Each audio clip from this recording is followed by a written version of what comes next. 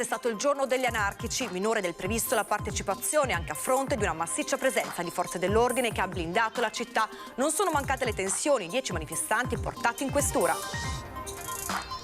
Una giornata particolare per la città, le prese con 700 agenti delle forze dell'ordine con il timore di scontri, le voci dei cittadini, dei turisti e dei negozianti. Tragedia negli USA, studentessa vicentina travolta e uccisa da una jeep mentre attraversava la strada. Il dolore della comunità, la giovane era un talento del softball.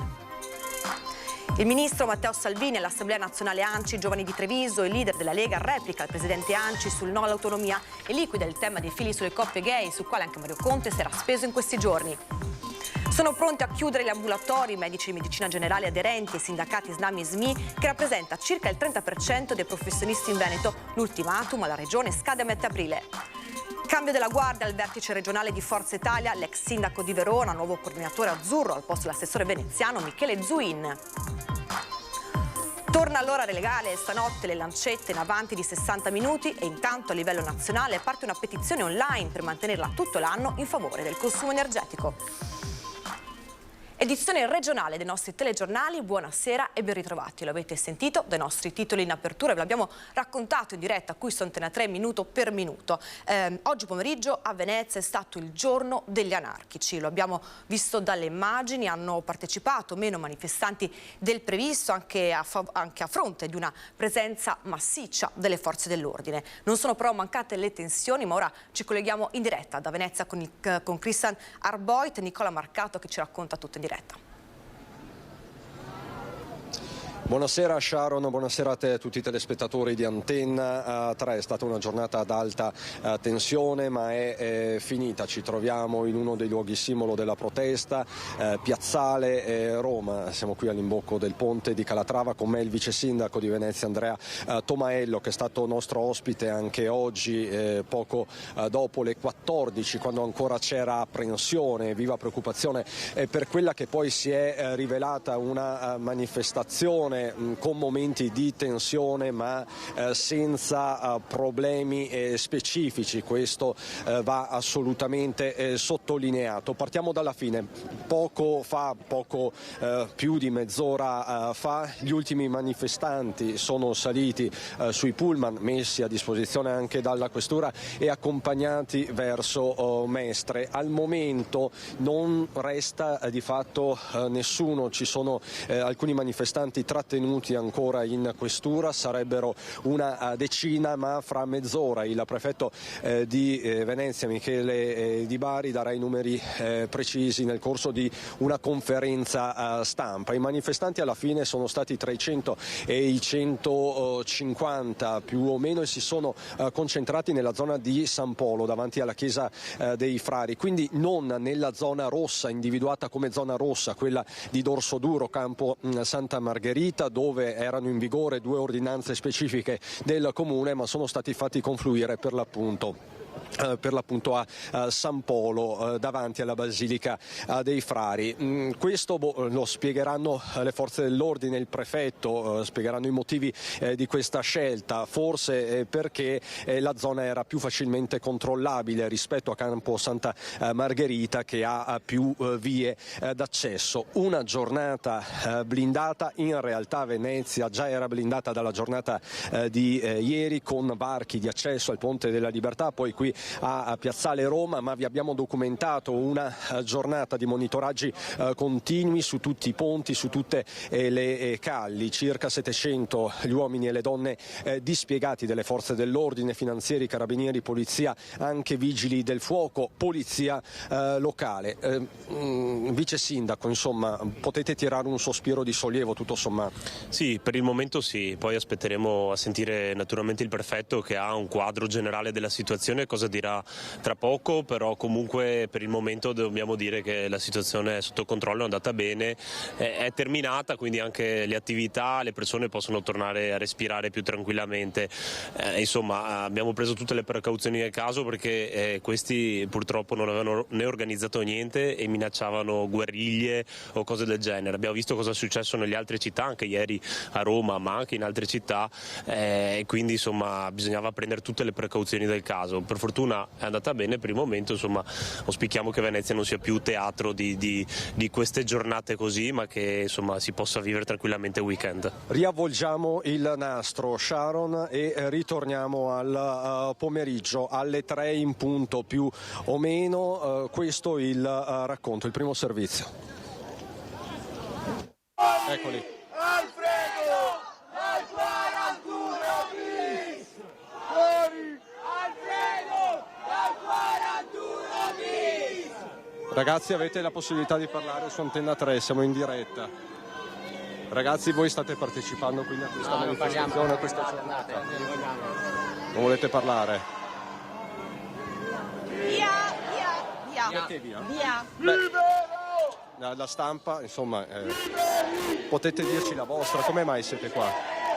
Nicola, se mi puoi seguire, noi siamo qui per raccogliere anche le vostre opinioni. Non volete? No. Noi siamo qui per raccogliere anche la vostra opinione. Da dove arrivate? Posso chiedervi questo? Da dove arrivate? Siete qui dal Veneto? Nessuno ovviamente mi parla, Lina, non c'è molta disponibilità a parlare, però vedi, adesso la manifestazione è un po' più diffusa di quella che sembrava. Nicola, possiamo... Non ne vogliamo più! Colpo su colpo le tireremo giù! Bella. Ecco ragazzi, non volete? Devi levare. Perché ragazzi, Nicola, perché? No, ragazzi, perché non parlate con noi? Noi siamo qui a raccogliere... Via. Noi siamo in... Noi non stiamo provocando. Se qualcuno ti dice non vuole parlare, tu insisti, stai provocando, togliti dal cazzo. Ma scusa, state urlando, state manifestando anche voi.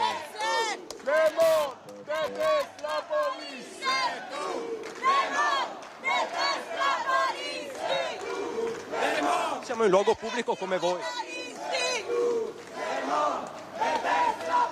Dai, ma levati, via. Modalità sul cazzo, raga. Perché abbiamo rotto il cazzo, scusa? Devi levare. Stiamo facendo il nostro lavoro anche noi. No. Via. Perché fuori dal cazzo? Andatevene, sai che non capite, andatevene, non vi vogliamo, con voi non parliamo, andatevene, via. È un luogo pubblico questo. È per noi e per voi.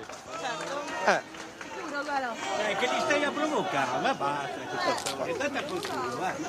Abbiamo già abbastanza problemi in città, no? Venite pure voi a rompere i coglioni, non vedete 40 persone contro un esercito, ma dai! Quindi lei dice è sproporzionato, noi stiamo raccontando, è sproporzionato lei dice. Ma che scherzi! Ma quando mai si è vista una roba del genere? Ma quando mai? Ci sono troppi uomini della polizia e... Questo è un modo per creare tensione, punto! Ecco, proviamo a passare Nicola. Due ordigni, uno esploso e l'altro no, che non avevano più Ecco qua, toccato nessun insomma ci stanno un po' bloccando, non volete farci passare, abbiamo capito questo, insomma non volete farci passare. il razzismo istituzionale. Quindi ecco, non vogliono farci passare, prendiamo atto, però insomma questa è una pubblica via, insomma. Va bene, noi, come vedi, qua sta comparendo un altro manifesto. Ecco, adesso sta succedendo qualcosa, Lina, si stanno avvicinando verso il varco da quell'altra parte, dall'altra parte della calle. Ecco, stanno ritornando verso questa parte, stanno ritornando quindi sul luogo di prima. Evidentemente hanno capito che non si riesce a passare da quella parte, anche da quella parte si può raggiungere Campo Santa Margherita.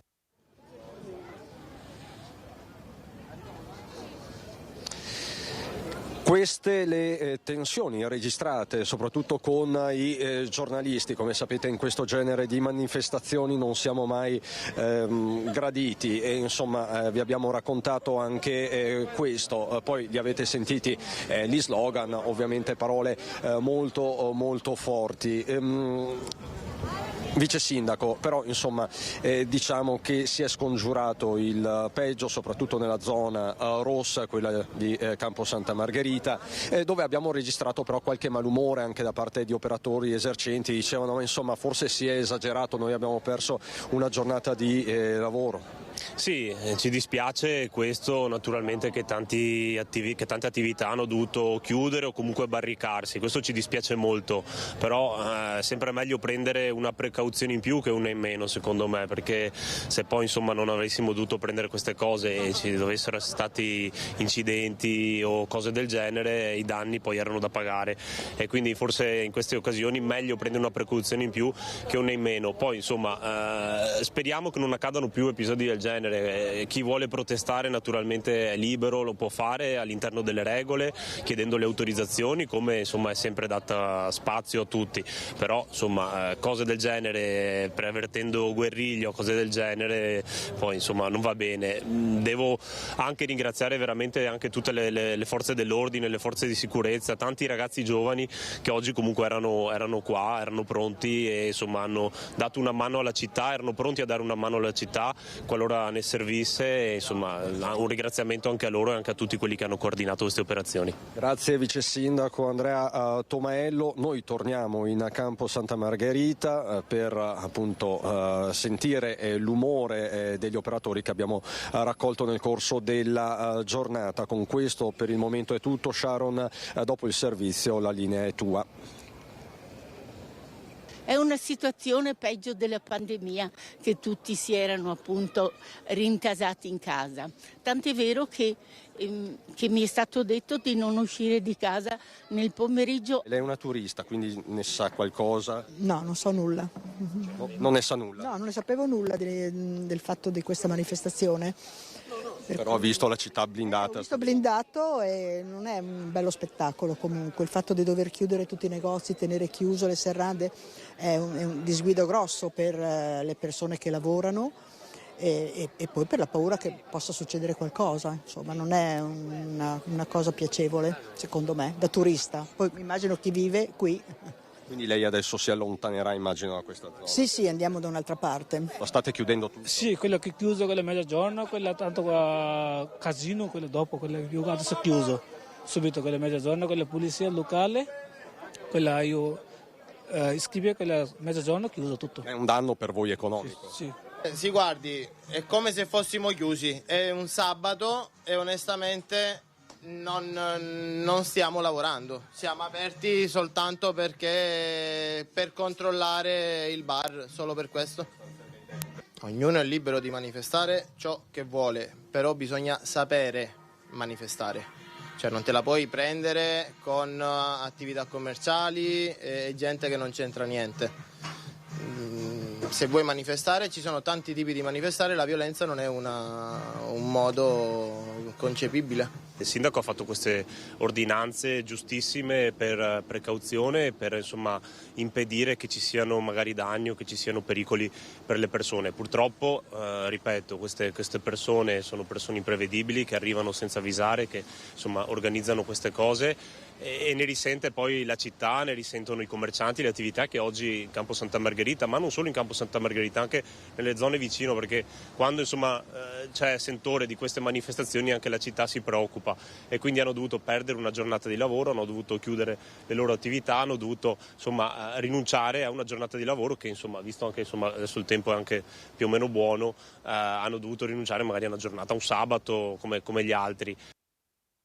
Grazie al nostro Cristian Arboit e Nicola Marcato per averci portato nel cuore di questa manifestazione. La cronaca ora invece ci porta oltreoceano. Una studentessa vicentina di 17 anni è morta in un incidente stradale negli Stati Uniti. La ragazza, giocatrice di softball, stava coronando il suo sogno sportivo come studentessa fuori sede. Si chiamava Giorgia Trocciola, la studentessa vicentina di 17 anni investita e uccisa da un'auto mentre attraversava le strisce pedonali a Colorado Springs, negli Stati Uniti. Giorgia frequentava la Dirty High School nella contea di El Paso in qualità di studentessa fuori sede nell'ambito di un programma di interscambio culturale. La tragica notizia ha raggiunto il Veneto e Vicenza, colpendo al cuore le tante persone che la conoscevano. Giorgia, che frequentava il liceo artistico Canova in città, era appassionata di di softball e giocava nella società Padova Baseball Softball e appunto la sua grande passione per questo sport l'aveva spinta a intraprendere l'avventura negli States, coronando così il suo sogno. L'incidente è avvenuto verso le 7:30 del mattino nei pressi del parcheggio della scuola che Giorgia stava raggiungendo. La Jeep, che passando con il rosso l'ha centrata in pieno, non le ha lasciato scampo, uccidendola sul colpo. La sua personalità gioiosa e solare aveva già conquistato le simpatie dei suoi compagni, che hanno lasciato per Giorgia mazzi di fiori e improvvisato un momento di cordoglio nel campo sportivo con un cerchio di candele. Anche il presidente della Regione Veneto, Luca Zaia, ha espresso dispiacere e commozione per la morte prematura della 17enne. Il papà Gianfranco ha scritto il ringraziamento della famiglia per l'affetto ricevuto in un post pubblico.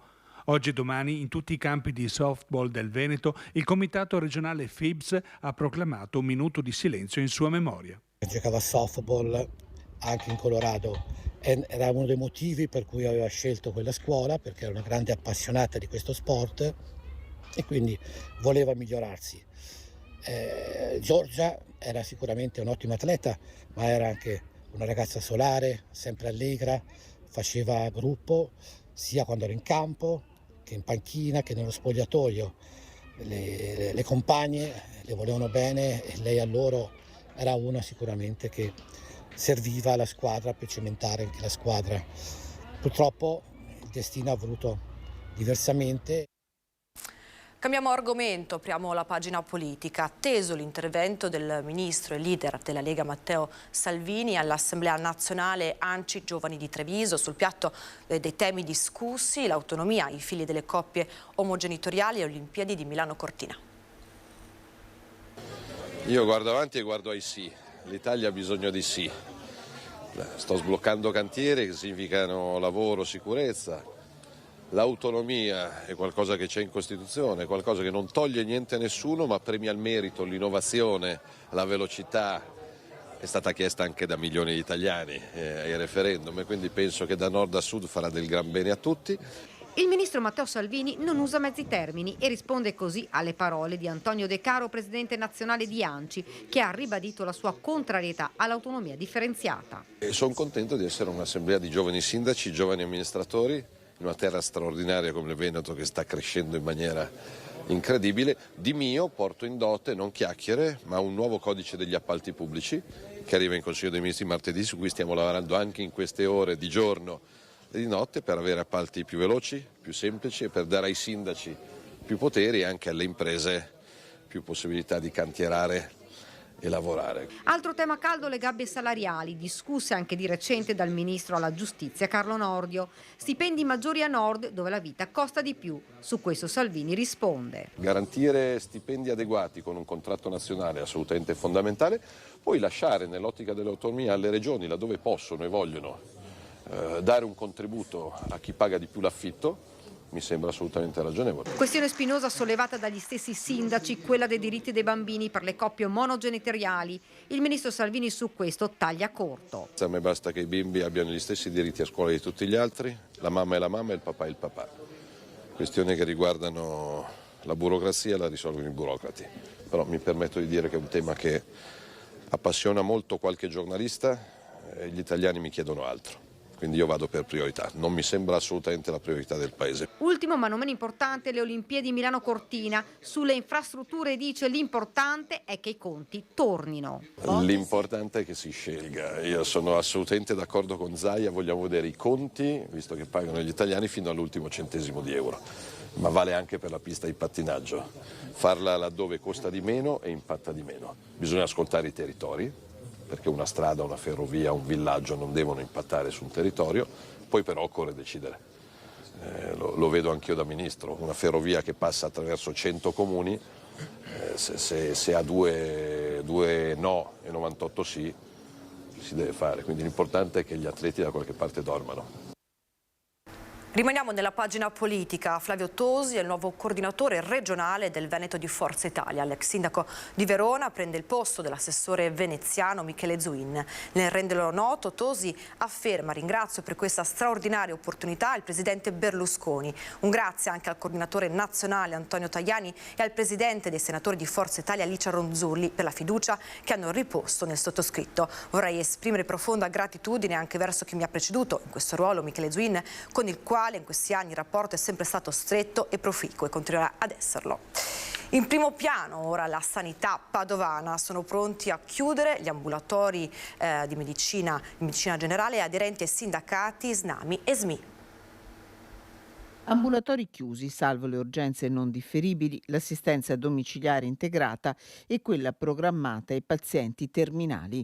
I medici di famiglia aderenti ai sindacati SNAMI e SMI, il 30% dei professionisti in regione, dall'assemblea convocata all'Imena inviano un ultimatum alla regione. Se entro il 12-13 aprile non arriverà la convocazione del tavolo per la programmazione dell'assistenza territoriale in Veneto, scatterà lo sciopero. Purtroppo ci scusiamo già con i pazienti per i disagi che si creeranno, ma non riusciamo a farci ascoltare in altro modo alla Regione. Saranno costretti a andare a cercare altri operatori, quindi dovranno andare al pronto soccorso e in ospedale. I colleghi sono in sofferenza e c'è la necessità urgente di mettere in atto quelli che sono i tavoli previsti dal nuovo accordo collettivo nazionale. Abbiamo necessità di una delegazione trattante per scrivere un atto programmatorio che ci porti a un accordo integrativo regionale in tempi utili affinché ciascuna azienda non cerchi delle soluzioni approssimative e fantasiose in quelle che sono le problematiche cogenti del lavoro di tutti i giorni della medicina generale in tutti i suoi aspetti. Medici senza possibilità di svolgere il loro lavoro e sovraccaricati di pazienti, spiegano. Ci hanno sovraccaricato di carte, di moduli, di diktat aziendali, ci stanno sommergendo come dei muli, dico io, e non riusciamo più a venirne fuori, non riusciamo a fare la clinica, non riusciamo più a seguire i nostri pazienti. Questa è la denuncia dei sindacati SNAMI e SMI che lasciano però aperta una porta. Ancora un lumicino di speranza ce lo abbiamo perché speriamo di poter avere una interlocuzione con una presa di impegno da parte della nuova direzione regionale nel venirci incontro in quelle che sono le nostre richieste. E torna l'ora legale, esattamente alle 2 di questa notte scatterà il cambio dell'ora. Le lancette degli orologi si dovranno spostare in avanti di un'ora, l'ora dello smartphone, tablet e computer, vi ricordiamo, di qualsiasi dispositivo connesso a internet si aggiornerà automaticamente. In occasione di questa circostanza la Società Italiana di Medicina Ambientale si è fatta promotrice, insieme a Consumerismo No Profit, di una petizione online per mantenere l'ora legale tutto l'anno e ha già raccolto oltre 281.000 firme. Questa è l'ultima notizia, grazie per averci seguito, vi lasciamo ora le previsioni meteo. Buonasera a tutti.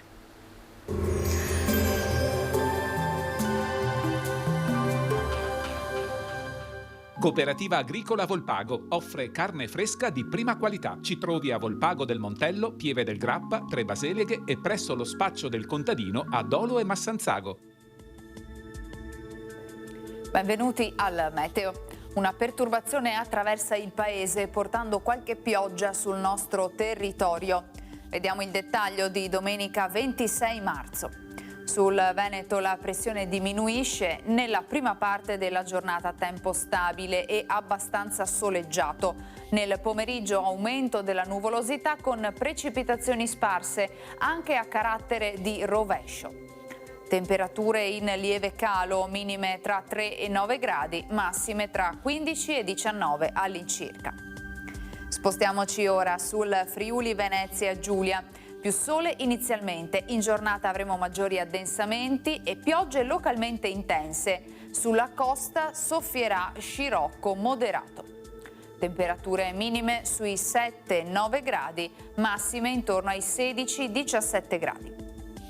Infine vediamo la situazione del Trentino Alto Adige, dove domenica sarà ben soleggiato con annuvolamenti però al pomeriggio, a cui saranno associate anche alcune deboli precipitazioni, come ci mostra la grafica. Temperature minime intorno ai 5 gradi, massime sui 20 gradi all'incirca.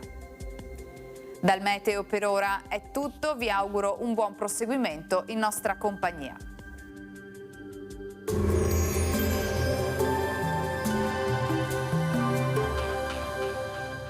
Cooperativa Agricola Volpago offre carne fresca di prima qualità. Ci trovi a Volpago del Montello, Pieve del Grappa, Tre Baseleghe e presso lo spaccio del contadino a Dolo e Massanzago.